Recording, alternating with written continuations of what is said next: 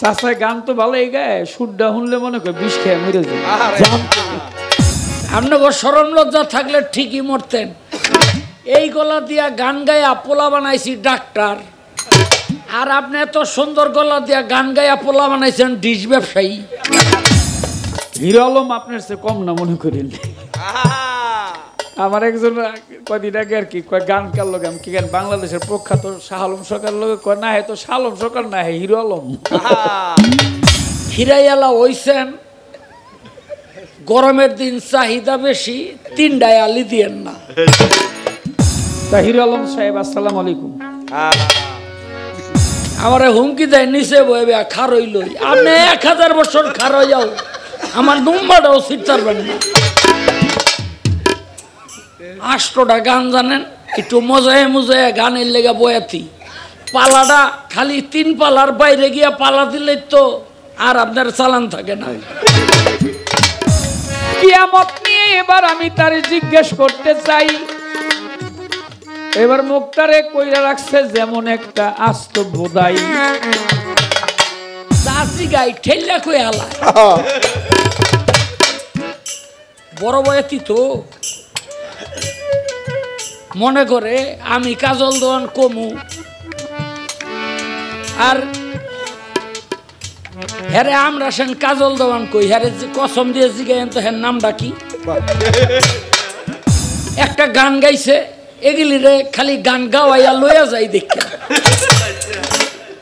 নাইলে এগুলি রে ঘাটে ঘাটে ফরাইতো।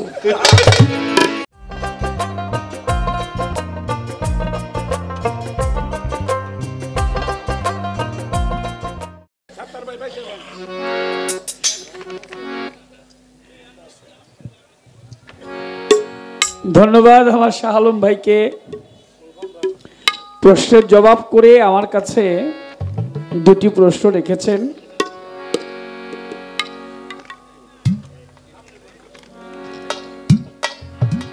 কাল হাসরের মাঠে একদল লোক হাঁটবে আগুনের উপর দিয়ে, দোজকের আগুনের উপর দিয়ে। তারা কারা?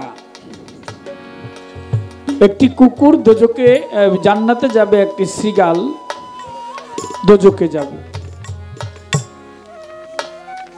এটার বিষয়টা কি?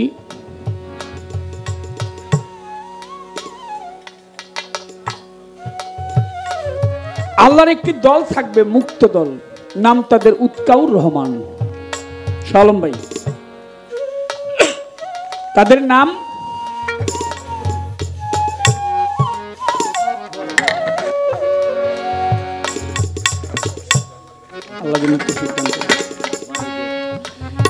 নাম তাদের উৎকাউর রহমান। উৎকাউর রহমান শব্দের অর্থ হচ্ছে মুক্ত দল। এই মুক্ত দল তারা আগুনের উপর দিয়ে হাঁটবে, অথচ তাদের গায়ে আগুন লাগবে না, কারণ তারা আল্লাহর রহমত প্রাপ্ত। সুবহানাল্লাহ বলবেন না? তারা আল্লাহর রহমত প্রাপ্ত, যার জন্য আগুনের উপর দিয়ে হেঁটেও তাদের গায়ে আগুন স্পর্শ করতে পারবে না। আরেকটি প্রশ্ন করেছেন, সেই প্রশ্ন হলো তার, শ্রীগাল দোজকে যাবে, এটা কোন শ্রীগাল? আল্লাহর এক নবী, আমাদের ইসলাম ধর্মের জাতির প্রবর্তক, যার নাম আল্লাহর সাথে জড়িত, যিনি ইব্রাহিম খলিলুল্লাহ। ইব্রাহিম খলিলুল্লাহ আলাইহিস সালামের যিনি পিতা ছিলেন, কোরআন শরীফকে প্রথম বাংলায় বঙ্গ অনুবাদ করেছেন যে ব্যক্তি, নাম তার মাওলানা গিরিশচন্দ্র সেন। উনার কোরআন শরীফের মধ্যে আসছে, ইব্রাহিম খলিলুল্লাহ আলাইহিস সালামের যিনি পিতা ছিলেন তার নাম আজর ব্রাহ্মণ। পরবর্তীতে যখন এই কোরআন শরীফকে আবার আমাদের মুসলমান ভাইরা এই কোরআন শরীফকে আবার বঙ্গ অনুবাদ করতে লাগলেন, কোরআনকে রিচার্জ করতে লাগলেন, ব্যাখ্যা করতে লাগলেন। ওর মধ্যে আবার একটি নাম আসছে, তার নাম তারেকও ছিল। দুইটি মত পাওয়া যায়। কাল হাসরের মাঠে আজর ব্রাহ্মণ তিনি দোজকবাসী হবে। ইব্রাহিম খলিল আলাইহিস সালাম, ইব্রাহিম নবী তার আল্লাহকে ডেকে বলবে, আল্লাহ আমার বাবা তো একজন বিধর্মী ছিল, সে কোথায় যাবে? আল্লাহ পাক বলবে যে তোমার বাবা দোজকে যাবে। তখন ইব্রাহিম খলিলুল্লাহ বলবে যে আমার বাবা যদি দোজকে যায়, আমি আল্লাহর কাছে, তোমার কাছে আমার কওমের লোক যারা, আমি ইসলাম ধর্মের জাতির পিতা, আমি কি লজ্জা পাই না? আমি শর্মিন্দা হই না? তখন আল্লাহ পাক বলবে ঠিক আছে, তোমার বাবার দুইটা রূপ হবে, একটা রূপ মানুষের, এটা জান্নাতে যাবে, আরেকটা পশুর রূপ, সেটা সিগাল, সেই রূপটা তার দোজকের মধ্যে যাবে। এই দোজকের মধ্যে সিগালকে ডেকে দেওয়া হোক, আর মানুষের রূপ যেটা, সেই রূপটা যেন জান্নাতবাসী হয়, জান্নাতের মধ্যে যায়। সুবহানাল্লাহ। এবার একটি কুকুর, সেও আল্লাহ পাক ফেরেশতারা খুঁজবে কুকুরটা কোথায়, সে জান্নাতবাসী। কোরআন শরীফের সূরা কাহাবের মধ্যে বর্ণনা, কিতমির বা কাতমির নামক একটি কুকুর বাদশাহ ধুকিয়ানুস তার আমলের, তিনি খুব অত্যাচারী বাদশাহ ছিলেন। তিনি লোকদেরকে তার পূজা করতে বলতেন, তাকে মানতে বলতেন, নিজেকে খোদার মতো ভাবতেন যে আমার পূজা করো, আল্লাহ বলতে কেউ নাই।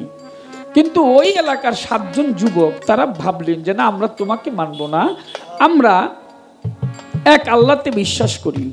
তখন তারা খেলার ছলে ওই এলাকা ছেড়ে দৌড়াইতে লাগলেন, অর্থাৎ তার এলাকায় থাকবে না, অন্য দেশে চলে যাবে, এরকম ভাবলেন তারা। তারা দৌড়াচ্ছে, তাদের পিছনে কিতমির নামক একটা কুকুর বা কাতমির নামক কুকুর কোরআন শরীফে আসছে, ওটাও দৌড়াইতে লাগলেন। তারা দৌড়াইতে দৌড়াইতে একটি পাহাড়ের, ওই যে পাহাড়টা আল্লাহ পাক বলেছে সূরা কাহাব, গর্তের ভিতরে গিয়ে তারা লুকালেন, তারা ঘুমাসলেন। এক ঘুমে তাদের 350 বৎসর চলে গেল। 350 বৎসর পরে তারা ঘুম থেকে উঠলেন। উঠে একজন বলল যে ক্ষুধা লেগেছে, কিছু বাজার থেকে খাবার নিয়ে আসো। তারা পয়সা নিয়ে বাজারে গেলেন, দোকানদারকে পয়সা দিয়ে বললেন ভাই কিছু খাবার দাও। দোকানদার পয়সাটা নিয়ে তখন বললেন যে ভাই এই পয়সা তো এখন চলে না, এটা 350 বৎসর আগের পয়সা। সুবহানাল্লাহ বলবেন না একবার? এই পয়সা এখন চলে না, ওই বাদশাহ নাই, ওই রাজ্য নাই, এই 350 বৎসর আগের পয়সা। তখন ওই লোক নিজের দিকে খেয়াল করলেন, খেয়াল করে দেখে তার মুখের দাড়ি, এতক্ষণ খেয়াল ছিল না, মুখের দাড়ি বড় হয়ে গেছে, মোজ বড় হয়ে গেছে, চুল বড় হয়ে গেছে, হাতের নখ বড় হয়ে গেছে, পায়ের নখ বড় হয়ে গেছে। তিনি দৌড়িতে লাগলেন, আবার গুহার ভিতরে চলে গেলেন। গুহার ভিতরে গিয়ে তিনি তার লোকদেরকে জাগৃত করে তাদেরকে বললেন যে তোমরা খেয়াল করে দেখো, আমরা এক ঘুমে 350 বা 360 বৎসর কাটিয়ে দিয়েছি। তাহলে বলে আমরা আবার ঘুমাসি, কারণ আমরা আল্লাহর কুদরতে, আল্লাহকে বিশ্বাস করেছি, এর জন্য আমরা, আল্লাহ পাক তার কুদরতে আমাদেরকে ঘুমিয়ে রেখেছে, আমরা ঘুমিয়ে থাকি। তারা আবার ঘুমাসলেন, আর কুকুরটা ওই গুহার মুখের মধ্যে জেগে রইলেন। কুকুর পাহারা দিলেন, এর জন্য আল্লাহ পাক কোরআন শরীফে কুকুরকে মর্যাদা দিয়েছেন। সুবহানাল্লাহ। কেন? মালিকের পায়রবি করেছে বিধায় আল্লাহ পাক কুকুরকে সম্মানিত করেছেন। এই তার প্রশ্ন। এখন প্রশ্ন করে শাহ আলম ভাই বলতেছে আমারে, শাহ আলম ভাই কয় চেহারাটা একেবারে রক্ত শূন্য হয়ে গেছে গা, চাষায় গান তো ভালোই গায়, সুরটা শুনলে মনে করে বিষ খেয়ে মরে যায়, গানটা যখন টান দেয় না মিয়া। এই খবরদার, এদিন কিন্তু খুব খারাপ ব্যবহার করছেন, আজকে করেন। যাই হোক, হিরো আলম আপনার চেয়ে কম না মনে করেন। আমার একজন কয়দিন আগে আর কি কয় গান কার লোক, আমি কি গান, বাংলাদেশের প্রখ্যাত শাহ আলম সরকার লোক, কয় না হ্যাঁ তো শাহ আলম সরকার না, হ্যাঁ হিরো আলম। এটা তো হিরো আলমে একেবারে সাইজ। একটু হিসাব কিতাব করে কথা কইন, কার লোকে কি করে। আপনি অনেক বড় মানুষ, আমি অত বড় না, আমার জ্ঞান বিদ্যা বুদ্ধি শিক্ষা দীক্ষা কোনো কিছুই নাই। মাতাল একটু দয়া করছে তাই গান বাজনা গাই, কোনো কিছুই জানি না, গুরু দয়া করেছে গান করে বেড়ায় আপনাদের চরণ পাশে। তাহির আলম সাহেব, আসসালামু আলাইকুম।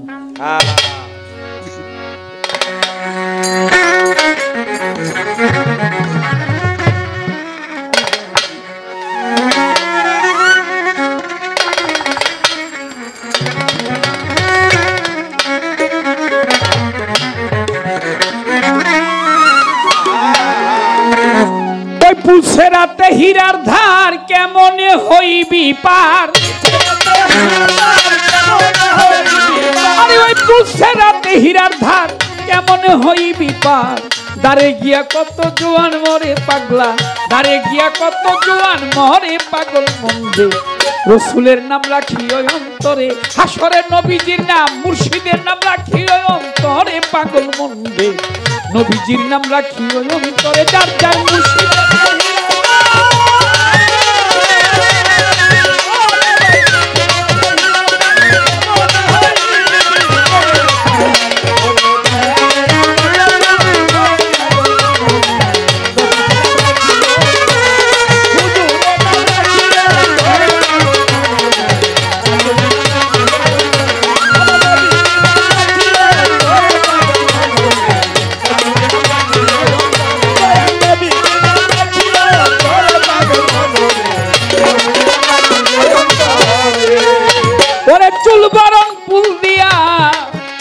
সেদিন যেতে হবে পারি দিয়া, তোমার দোজক বইয়া ওই ফুলের উপরে।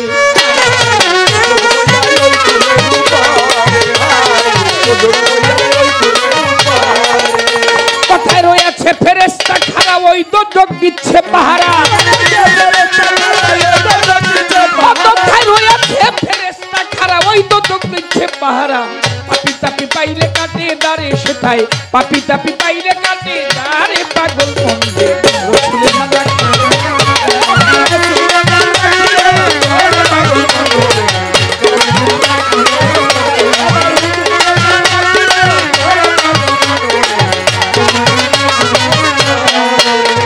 তার উপরে বেহেশত দোজক নিছে, দেখো মাঝখান দিয়া ফুলরে দিছে, তার লম্বা দিছে ৭২,০০০।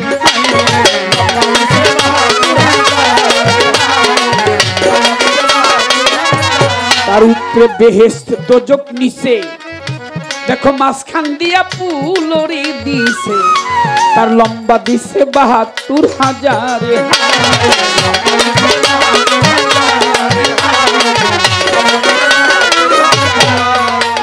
সাপ বিচ্ছু দোজকে ভরা সদাই থাকে ফোনা ধরা, সাপ বিচ্ছু দোজকে ভরা সদাই থাকে ফোনা ধরা। লুভি কামুক কামড়াইয়া মারে সেটাই, কামুক পাইলে কামড়াইয়া মারে পাগল মন্দে।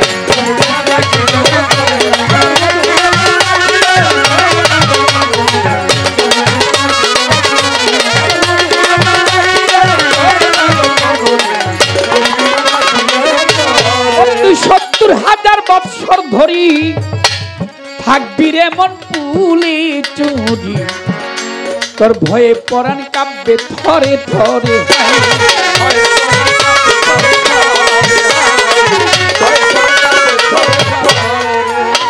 ৭০,০০০ বৎসর ধরি তুই থাকবি রে মন পুলি চুরি, তোর ভয়ে পরাণ কাব্যে থরে থরে।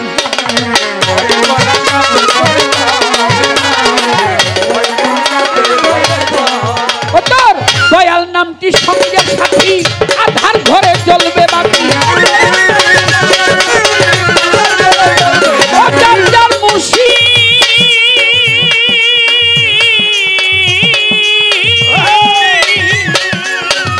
দয়ালের নাম সঙ্গের সাথী, আধার ঘরে জ্বলবে বাতি। মাতাল রাজ্জাক কেন ভুইলা রইল তারে আমার, মাতাল কেন ভুইলা রইল তারে পাগল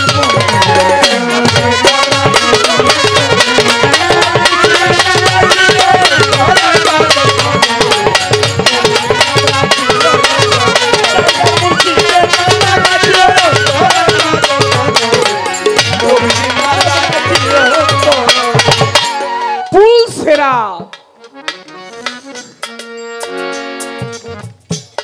পুল শব্দের অর্থ বন্ধন, সেতু। সেরা শব্দের অর্থ হচ্ছে চরিত্র। বাবা এক পার, মা আরেক পার, দুপারে দুজন, মাঝখানে পুল। বাবার পিতৃমস্তক থেকে আমি মায়ের গর্ভে গিয়েছি। যে রাস্তায় গিয়েছিলাম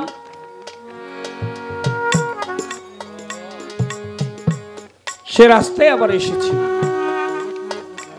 আসা যাওয়া একই রাস্তায়, ওটা একটা ব্রিজ, এপার থেকে ওপারে যাওয়া আসার। পিতার মস্তক হয়ে পিতা মাতার অতিরণের মাধ্যমে আমাকে বাবা মায়ের মাতৃদ্বারে ঢেলে দিয়েছিল। মা ডিম্বকোষের মধ্যে যখন আমাকে রেখেছে কষ্ট করে, মায়ের পচা রক্ত খেয়ে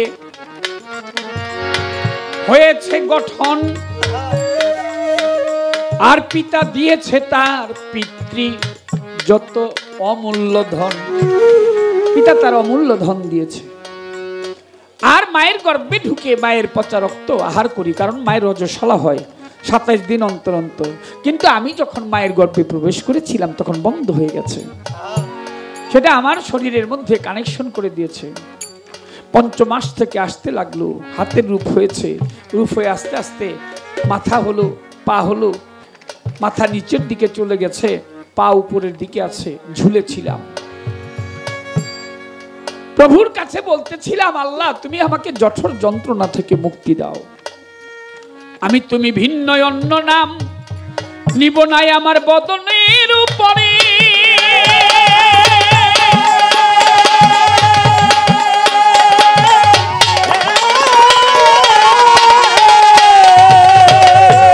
তুমি ভিন্ন অন্য কোন নাম আমার এই মুখে আমি কখনো নিব না।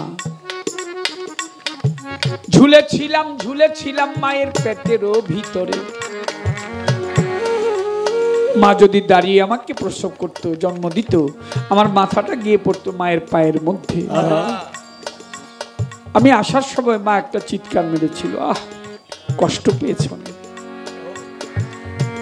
রক্ত মাখা দেহটা যখন মায়ের গায়ের মধ্যে নিয়ে স্পর্শ করেছে, মায়ের ব্যথা, যাতনা, দুঃখ সব ভুলে গেছে। আর আমি এসে একটা কথা বলেছিলাম, ওয়ানা পূর্বে একটু আগে বললাম তুমি ভিন্ন অন্য কোনো নাম জপনা করবো না, এখন এসে বললাম ওয়ানা তোমার কথা আমি রাখবো না, আমি আমার মতো চলবো। তাই করছে মানুষ। এই মানুষ মানুষের মতো চলছে, তার ইচ্ছা মতো চলছে, কিন্তু সে জানে না তাকে একটু পরেই যেতে হবে। ভাবুক কবি পাগল বিজয় সরকার বলেছে, ওরে দুদিনের দুনিয়ারে মুসাফির চল ফিরে যাই ঘরে। দেখলাম সংসার মাঝে সকাল সাজে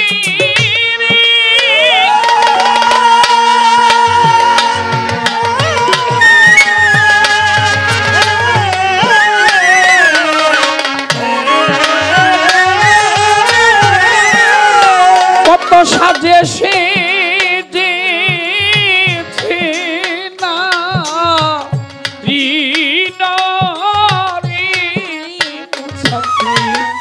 ফিরে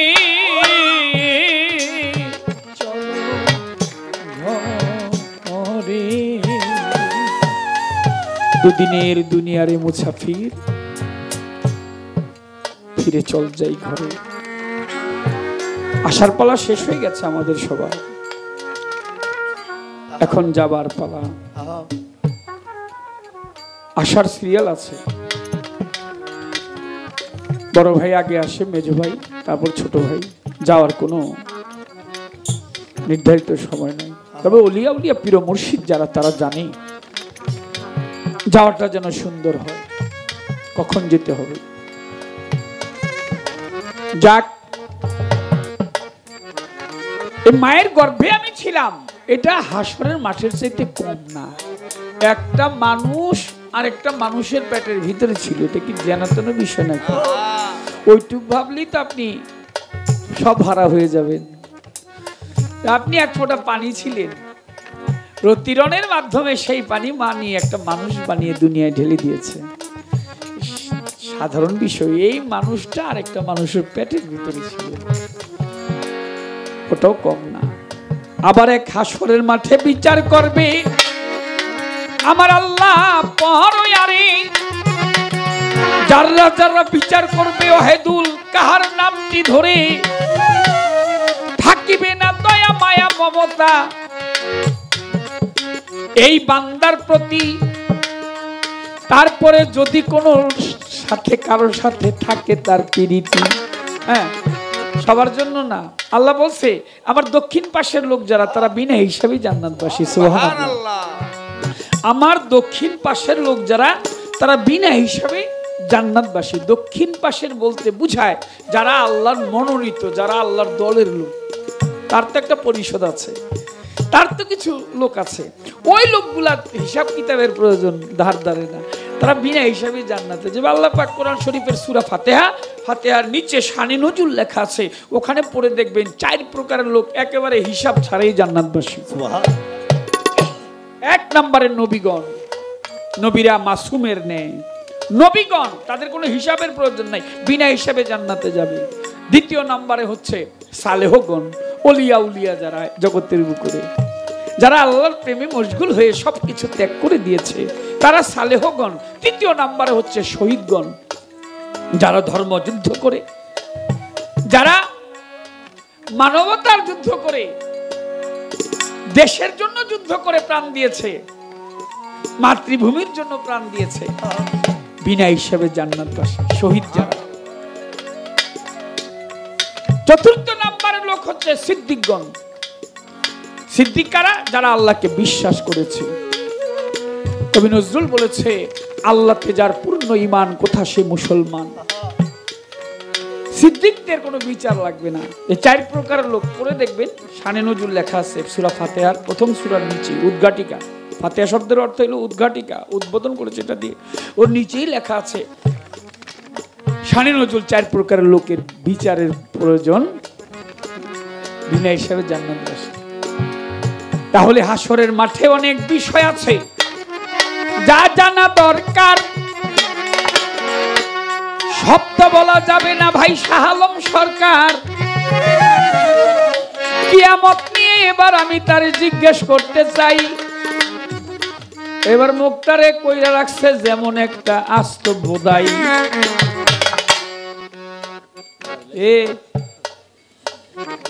চাচা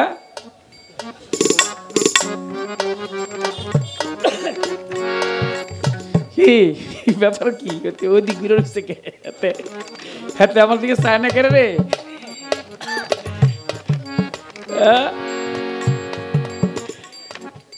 এইবার প্রশ্নই আমার কিয়ামতি ধরে কঠিন জিগাবো না,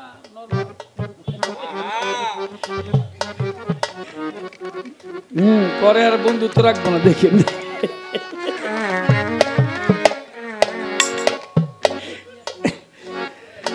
প্রশ্ন আমার থাকে, জবাব যেন পাই। কিয়ামত করবে আমার আপনি। দেখেন অনেক প্রশ্ন আছে, এটা প্রশ্নের জন্য প্রশ্ন করে, আটকানের প্রশ্ন। অনেক কিছু আছে আমি জানি না, বাস্তব সত্য। পৃথিবী সবকিছু আমি জানি এটা বললে ভুল হবে। আমি অনেক কিছুই জানি না, কিন্তু একটা কথার মধ্যে যেই কথায় মানুষের কোনো উপকার আসবে না, সারা দুনিয়ার মানুষ শুনবে, এই কথায় যদি কারো উপকার না আসে ওই কথা কয় কে? একটা কথা শুনে যদি মানুষের উপকার হয়, আমি একটা জিজ্ঞেলাম যে এর অর্থ কম দেখি, তো অর্থ বলি কি, এ তো মানুষের উপকার আসলো না। কিন্তু কোনো কথায় যদি মানুষের উপকার হয়, আমার এই এতদিনের অভিজ্ঞতা থেকে আমি বলতেছি, সেটা একজনেরও যদি উপকার হয়, সব মানুষ তার গান শুনে বিশ্বাস করবে না। সবাই এর প্রতি শোনার জন্য আসছে, কেউ দেখার জন্য আসছে, কেউ মেলার জন্য আসছে, এক একজন ইয়ের জন্য আসছে। 2-4 জন হয়তো বিশ্বাস করতে পারে। ওর মধ্য থেকে 2-1টা ভালো কথা আলোচনা হইলে ওটা কাজে লাগবে জীবন চলার পথে। কিয়ামত আল্লাহ পাক করবে। কিয়ামতের কিছু কাল আগে 4র্থ আসমানে আছে ঈসা আলাইহিস সালাম। উনি আবার পৃথিবীতে নেমে আসবে। আমার প্রশ্ন, ঈসা আলাইহিস সালাম উনি আবার নেমে আসবে কেন? কারণ কি?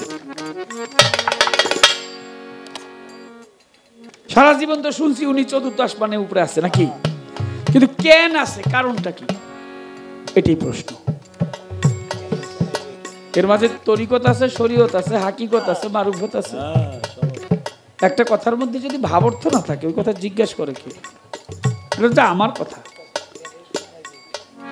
ঈশা নবী আসবে যখন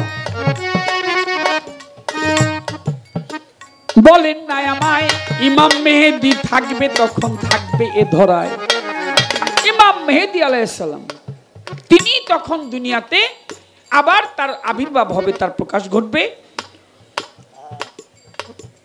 তিনটা মহাযুদ্ধ হবে, এখন যেই রকম যুদ্ধ হচ্ছে, তিনটা মহাযুদ্ধ হবে, বড়, অনেক বড় আকারের।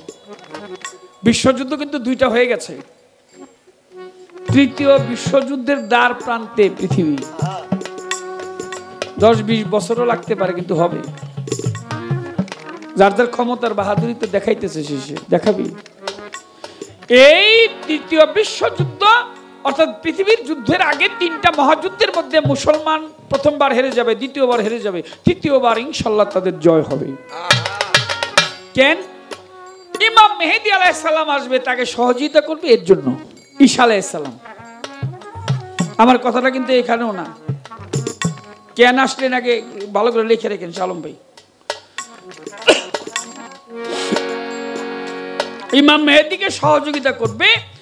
ইমাম মেহেদী সম্বন্ধে রাসূল আকরাম সাল্লাল্লাহু আলাইহি ওয়াসাল্লাম তিনি হাদিস নিয়ে তার হাদিস বলতেছিলেন, আলোচনা করতেছিলেন। সাহাবা প্রশ্ন করলেন, ইমাম মেহেদীর বাবার নাম কি?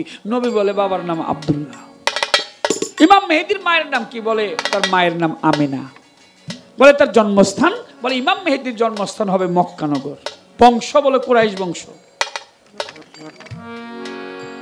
দেখতে কার মতো? আমার নবী বলে, আমাকে দেখতে যেরকম ইমাম মেহেদী সেরকম হইবে, আমার মতোই মাথার চুলগুলি কোকড়ানো কোকড়ানো থাকিবে। রাসূলের চুল খুব লম্বা ছিল, ওটা টান দিলে বড় হইতো, আর ছেড়ে দিলে কোকড়ানো চুল ছিল। পবিত্র চুল মোবারক তার, ছেড়ে দিলে আবার চলে আসতো কাছাকাছি। চুলগুলিও চুল মোবারক আমার মতই হবে, দেখতো আমার মতো। তবে আমার থেকে তার তিনটা জিনিস পার্থক্য থাকবে। কি? কথা বলার সময় সে একটু তোতলায় কথা বলবে, জানুতে থাপড়ায় কথা বলবে, আর এরকম থাপড় দিবে, এরকম থাপড়াবে। আর তার মোহরে নবুয়ত থাকবে না। তো সাহাবা বলে উঠলেন, ইয়া রাসূলুল্লাহ, মক্কা নগর তার জন্ম, তার বাবার নাম আব্দুল্লাহ, মায়ের নাম আমেনা। সাহাবারও জানতে চাইতেছে, তো মোহাম্মদ মাহদী শব্দের অর্থটা কি? নবী বললেন যে মাহদী শব্দের অর্থ হলো মোহাম্মদ শব্দের ধাতু হইতে মাহদী শব্দের উৎপত্তি। একটু সুবহানাল্লাহ বলেন না? সুবহানাল্লাহ। মোহাম্মদ শব্দের ধাতু হইতে, মোহাম্মদ শব্দের ধাতু হইতে মাহদী শব্দের উৎপত্তি। সাহাবা একজন বলে বসছে, ইয়া রাসূলুল্লাহ, তাহলে কি আপনি আবার আসবেন? আমার প্রশ্ন, রাসূল কি বলছিল তখন?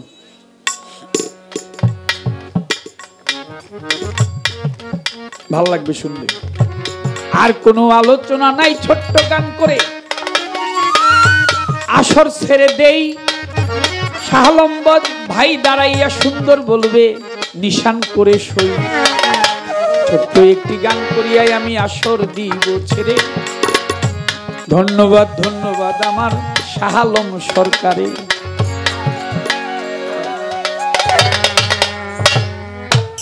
হ্যালো, দন সাহেব খুব মূল্যবান গান করলেন। তো খুবই ভালো লাগলো, তার কথাগুলো খুব শ্রুতিমধুর। শেষ গানটি করলেন, ওপার হতে যারা সাথে এসেছিল তারা চলে গেল যে যার বাটে, আমি বসে আছি একা ঘাটে।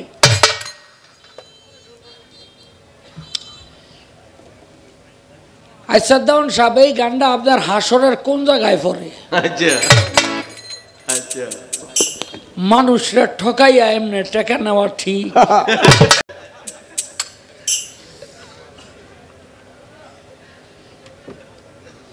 খিরাইয়ালা হইছেন, গরমের দিন চাহিদা বেশি, 3টায় আলি দিয়েন না।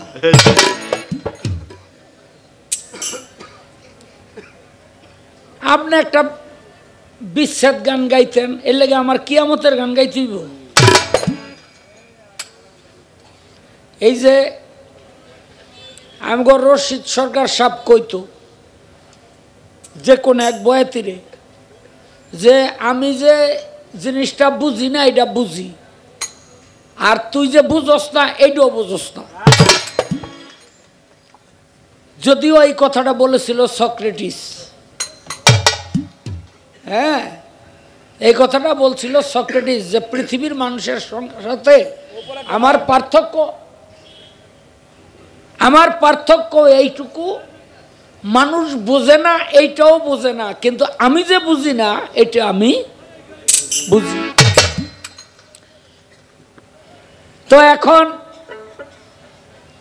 আমার পালার গান গাইয়া কি সুন্দর ভাব দিয়া বহে, জোরে বাড়ি দে।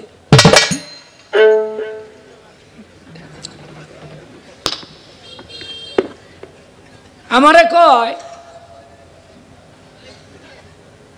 আপনি গানের টান দিলে মনটায় চায়, সুরটা শুনলে বিষ খেয়ে মরে যায়। আপনাকে শরম লজ্জা নাই তো এই জন্য মরেন না। আপনাকে শরম লজ্জা থাকলে ঠিকই মরতেন। এই গলা দিয়া গান গায়া পোলা বানাইছি ডাক্তার, আর আপনি এত সুন্দর গলা দিয়া গান গায়া পোলা বানাইছেন ডিশ ব্যবসায়ী। আরে মিয়া কই ধরছে রে?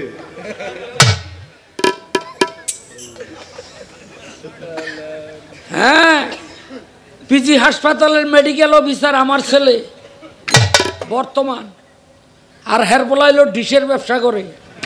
এই ডাক্তারি পড়াইছি কি দিয়া? এই গানের টাকা দিয়া। আপনাকে লজ্জা শরম থাকলে আরো আগেই বিষ খাইয়া মরতেন। আমি কাজল দহনের ফুলা ডিশের ব্যবসা করব।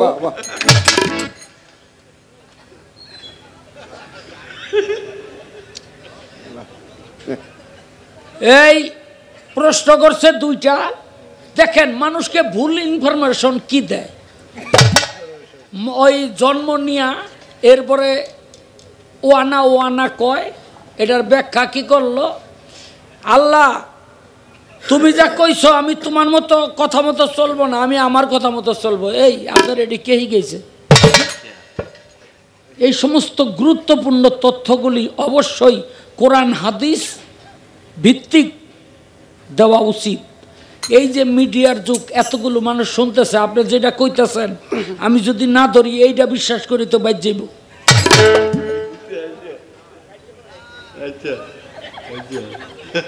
এটা শুনেই তো যাইব। বুখারী শরীফে এই সম্পর্কে কি লেখছে? বুখারী শরীফে এই সম্পর্কে, এই যে কাঁদে কেন কাঁদে এই সম্পর্কে কি বলছে এটা আগে জানবেন, তারপরে মানুষকে ইনফরমেশন দিবেন। কথা ঠিক কিনা? ভুল ইনফরমেশন দেওয়ার কোনো সুযোগ আছে? কোনো সুযোগ নাই। মিয়া গান গান কিছু জান না, গান গায়ে আর জানবেন না, চুপ থাকবেন। ওই যে আমাগো রশিদ ভাই এক বয়ে তীরে কইতো যে তোরার আমার লগে পার্থক্য হইলো আমি জানি নেই কইতে সাহস পাই না, আর তুই না জান নেই ফট্টর ফট্টর কর। ক্যাসেটটা হুন্না দেখেন, বুঝলেন নি? এই যে ভুল ইনফরমেশনগুলি কেন মানুষকে দেন, কেন মানুষগুলোকে মানে মিথ্যা ভিতরে ডুবাই রাখেন? সত্যটা বলেন। গান গাই তো খাইবেন, সত্য কথাটা বলেন। আরে আপনি কাজল দেওয়ান 1000 বছর খারাইও আমার নম্বরটাও সিদ্ধার বান্ডা ও আমি জানি। আমার হুমকি দেয় নিচে বইবে খারইল, আপনি 1000 বছর খারাইও আমার নম্বরটাও সিদ্ধার বান্ডা। 8টা গান জানেন, একটু মজায় মজায় গানের লেগে বয়াতি। পালাটা খালি 3 পালার বাইরে গিয়া পালা দিলে তো আর আপনার চালান থাকে না। খাজা বড় পীর হাসর কিয়ামত আর শরীয়ত মারফত, এর বাইরে গিয়া পালা দিয়া দেখে আর নাই। হ্যাঁ, বড় বড় পালা গাইতে পারবেন? নূরকার, কারবাল্লা, কুরুক্ষেত্র, জীব পরম, এগুলো গাইতে পারবেন? আপনাগুলোকে জীব পরম গাইয়া দেখছি। আপনারা যেই গান গান ও আদিয়া আগের বয়াতিরা এই জীব পরমের অমস্ত না।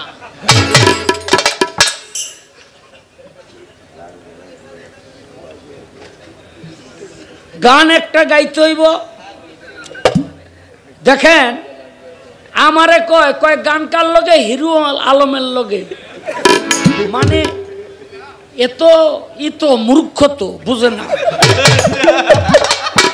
একেবারে অরিজিনাল মূর্খ।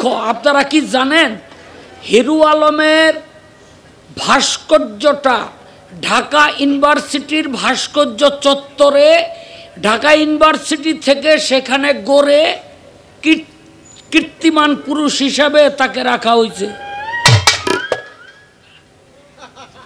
আপনারা জানেন কিনা? বুঝলেননি? সেখানে কার কার ভাস্কর্য আছে? বঙ্গবন্ধুর ভাস্কর্য, শেরে বাংলা ফজলুল হকের ভাস্কর্য, সেখানে রবীন্দ্রনাথের ভাস্কর্য, সেখানে কবি নজরুলের ভাস্কর্য, সেখানে জীবনানন্দ দাশের ভাস্কর্য। আর এই মূর্খটায় কয় কি?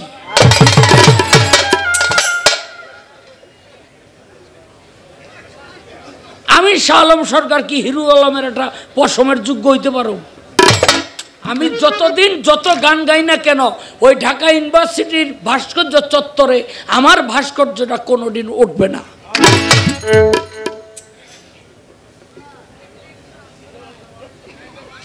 হ্যাঁ, কথা বলবেন খুব হিসাব করে। আপনি কেন হিরু আলমের সাথে আমার তুলনা দেন? আমি কি তার যোগ্য?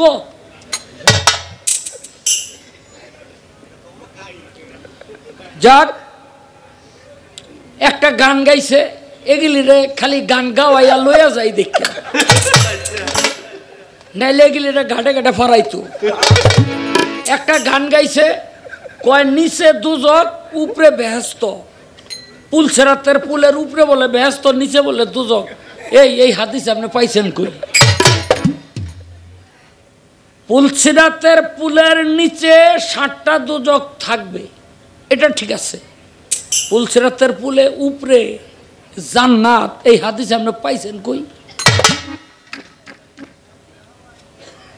এটি কই থেকে আমদানি করেন আপনারা? মিয়া এটা গান গায়ে লই ধর।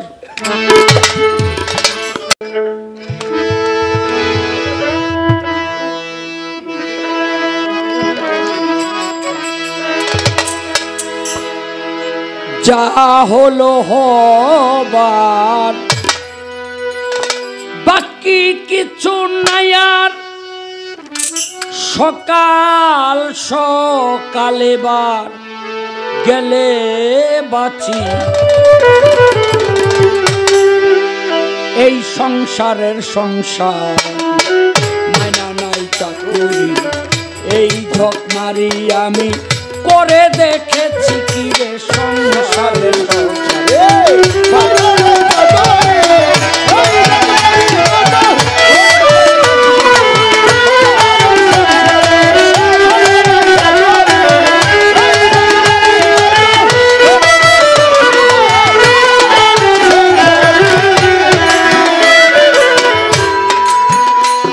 আমি ভেবেছিলাম ভাইয়ের বল হবে বাহুবল,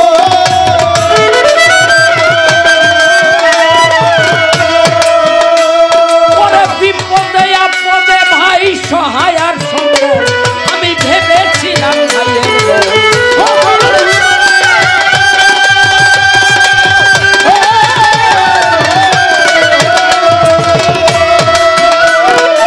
বিপদে আপদে ভাই সহায়ার সম্বল। এখন ভাইয়ে বলছে দাদা ভাগ করে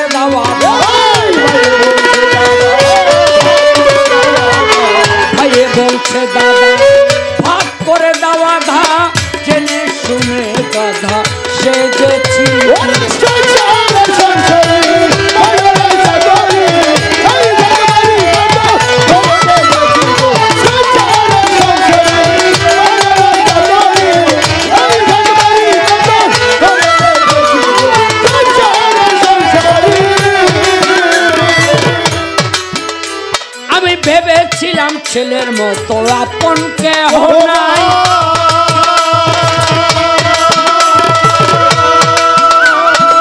যারে আমি যত করে লেখাই আর পড়াই আমি ভেবেছিলাম ছেলের মতো আপন কেহ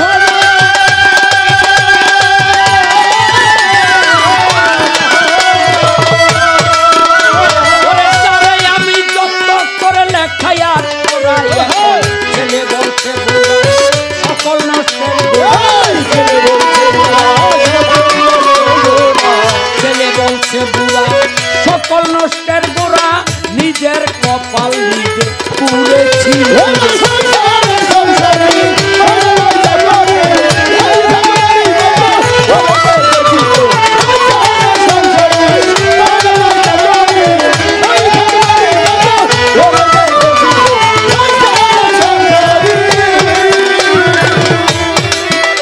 আমার প্রাণ প্রিয় পত্নী ছিল ভরসার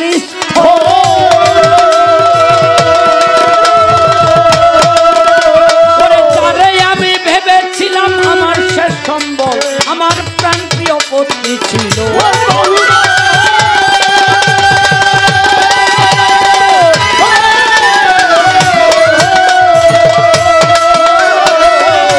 আমি ভেবেছিলাম আমার শেষ সম্বল এখন সেই অভাবী মরে রাগারাগি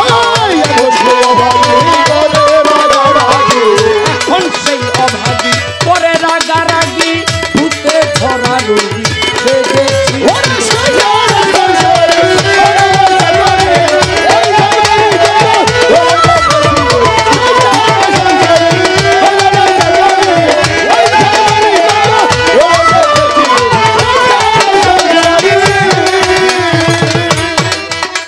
ওরে আত্মীয় বান্ধব পাড়া প্রতিবেশী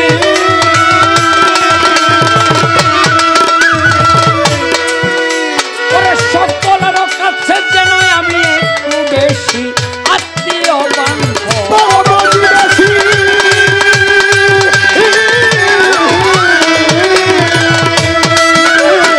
সকলের কাছে যেন আমি একটু বেশি হাইলে কয় দিন কেউ না ভালোবাসে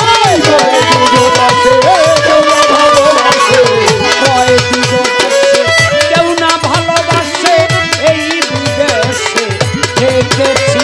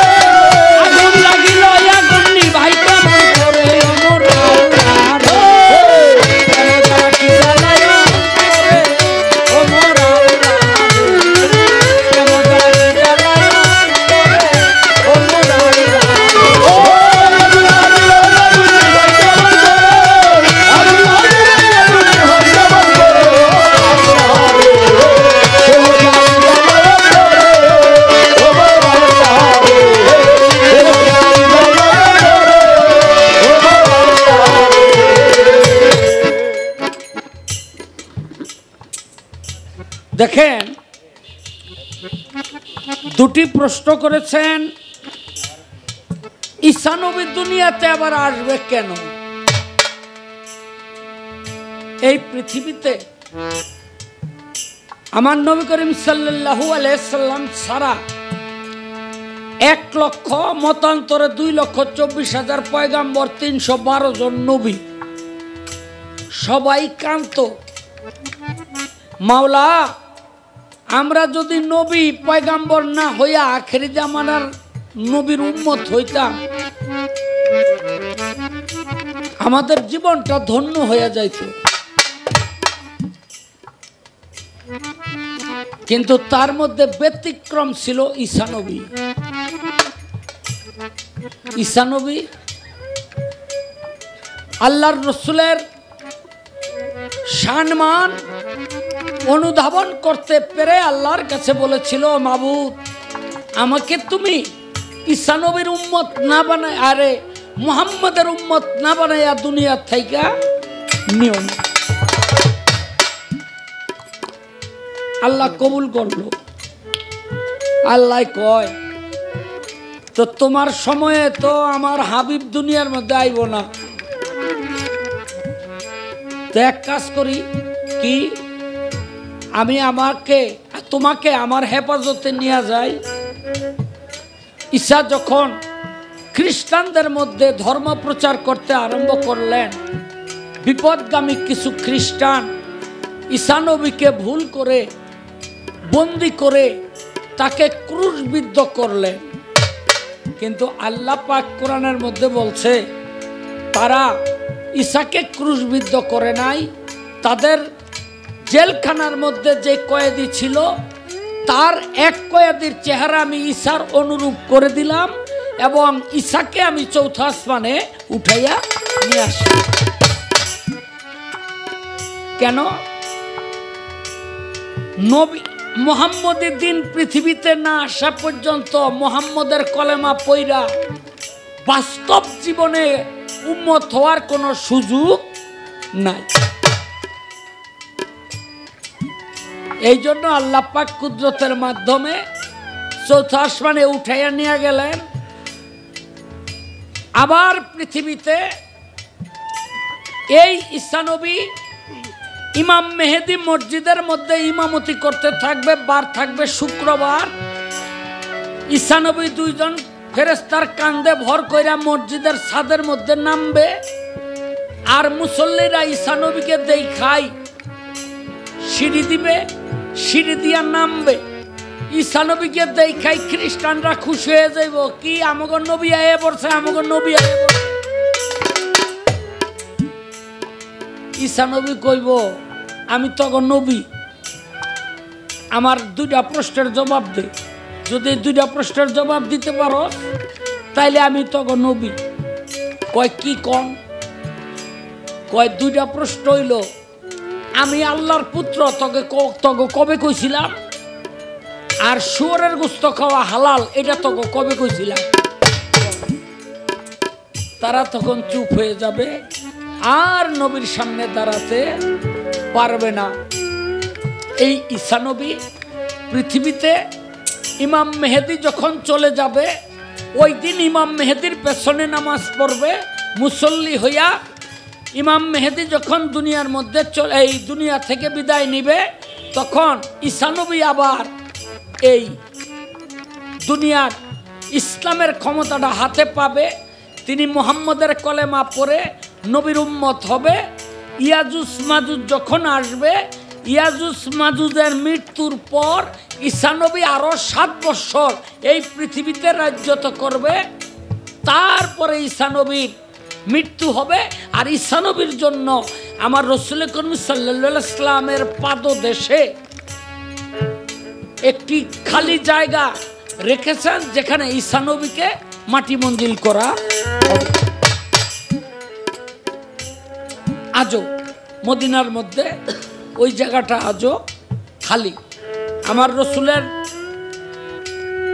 পায়ের কাছে আবু বকর সিদ্দিকের পায়ের পাশেই হযরত ওমরের কবর, আর তার পাশে হইল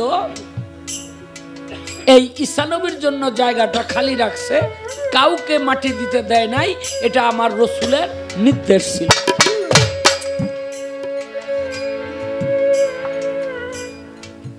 এবার আমার নবীকে প্রশ্ন করা হইল যে ইমাম মেহেদীর সম্পর্কে আপনি সব বললেন, 3টা জিনিস তফাৎ কি, তুতলে কথা কইব,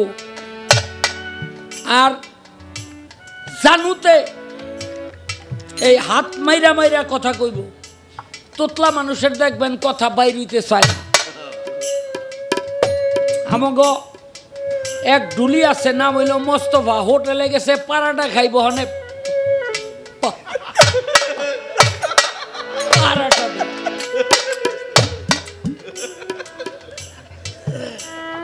বুঝলেন? তো এই পাপা করতে করতেই এরকম তোতলা মানুষের একটা স্বভাব আছে। আর আল্লাহর রসুলের কাঁধের মধ্যে পৃষ্ঠদেশে মোহর নবুয়ত ছিল, তার পৃষ্ঠদেশে মোহর নবুয়ত থাকবে না, এই হলো পার্থক্য। কিন্তু নবী কিন্তু সাহাবীদের কথায় শুধু মুস্কি একটা হাসি দিছিলেন, আর কোনো কথা বলেন নাই। তার সম্পর্কে এই পর্যন্তই হাদিসটা শেষ হয়ে যায়। এখন আহাদ ধাতু থেকে আহাম্মদ, মনে রাখবেন, আহাদ ধাতু থেকে আহাম্মদ, আহাম্মদ ধাতু থেকে মুহাম্মদ, মুহাম্মদ ধাতু থেকে মাহদি। এর পরে এই পৃথিবীতে যত অলিয়া উলিয়া মুনি ঋষি আসছে, আল্লাহর রসুলের এই হাদিসের উপরে এই জ্ঞান আমার মনে হয় না আর কারো আছে, এখানেই সীমাবদ্ধ হয়ে গেছে। এই কি জানি একটা কথা জিজ্ঞাসিলাম রে, ও যে রোজা করে নাই, নামাজ পড়ে নাই, হজ করে নাই, যাকাত করে নাই, এমন কিছু মানুষও থাকবে যারা আগুনের মাঝখান দিয়ে হাঁটবো, কিন্তু গায়ের মধ্যে এই আগুনের তাপ লাগবো না। তার আখেরাতে এক শ্রেণীর মানুষ থাকবে যারা আল্লাহর রহমত প্রাপ্ত, যাদেরকে বলা হয় উটকাউর রহমান, মানে আল্লাহর রহমত প্রাপ্ত। হ্যাঁ, এই এখন আমি কি আপনার এত হস্তা কথা জিগাইছি? না পারলে না করবে।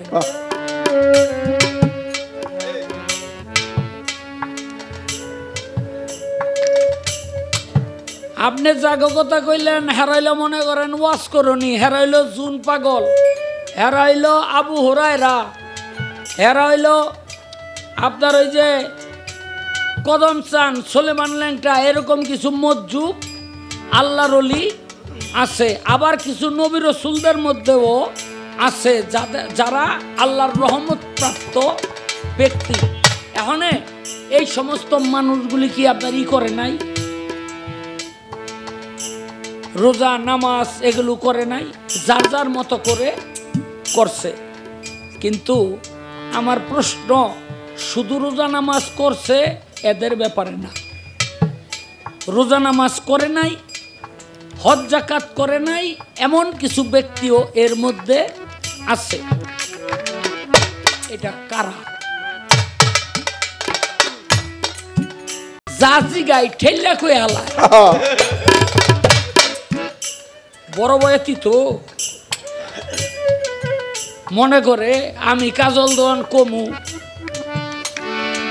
আর হ্যারে আমরা সেন কাজল দেওয়ান কই, হ্যারে কসম দিয়ে জিগাইন তো হ্যার নামটা কি?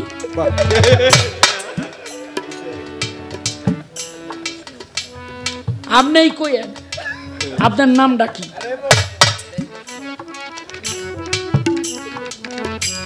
আপনারা নুলক বাবুরে চিনেন না? ওই যে গান গায়, ওর নাম কিন্তু নুলক বাবু না, ও আরেকজনের নামের উপরে চলতেছে। কি মনে আছে নি আপনাকে?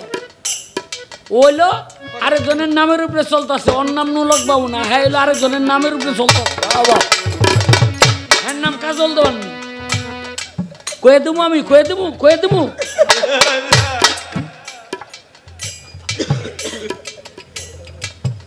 যাক, দন সব বড় গায়ক জিগাইলে কয়ে হেলায়, এইবারও দুইটা জিগাই।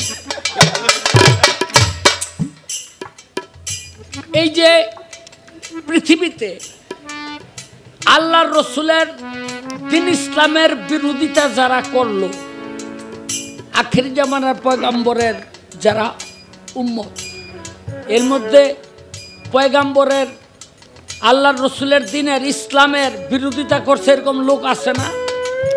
আছে তো। এই সমস্ত লোকদের বিরুদ্ধে হাসরের মাঠে এক ব্যক্তি গিয়ে আল্লাহর কাছে সর্বপ্রথম নালিশ করবে। দেওয়ান সাহেব, আমি জানতে চাই এই লোকটা কে, যে সর্বপ্রথম আল্লাহর কাছে গিয়া নালিশটা করব? হে আল্লাহ, হ্যাঁ গো, বিচার করেন এই লোকটা কে। এই পৃথিবীতে এমন একটা কাজ আছে, যদি কোনো ব্যক্তি করে, হাসরের মাঠে আল্লাহ পাক সবার সামনে দাঁড় করাইয়া তার পিঠের মধ্যে 80টা বেত মারবো। কয়টা?